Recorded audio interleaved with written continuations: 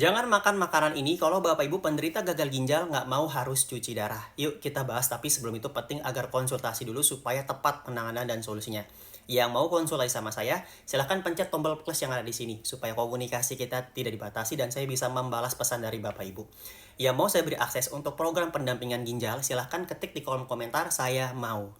Bapak Ibu, berkaitan ketika Bapak Ibu sudah terjadi penurunan fungsi ginjal atau hampir harus cuci darah, perlu memperhatikan pola makan.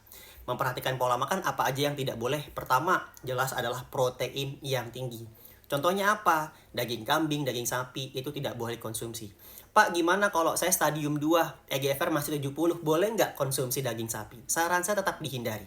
Ketika Bapak Ibu sudah terjadi penurunan fungsi ginjal, EGFR-nya 70, itu akan menjadi beban ke ginjal.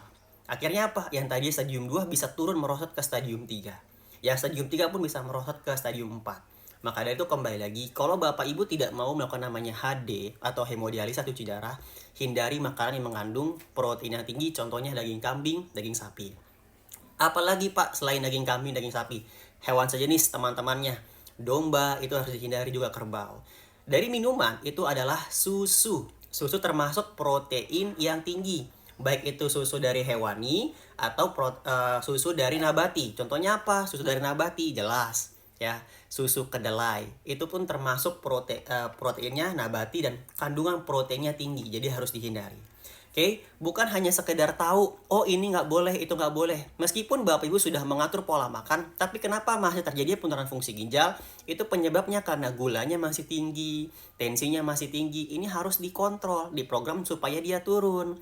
Pola makannya harus diatur, pahami kapan boleh makan, kapan nggak boleh makan. Karena kalau hanya tahu pantangannya itu nggak cukup, tapi harus tahu timingnya.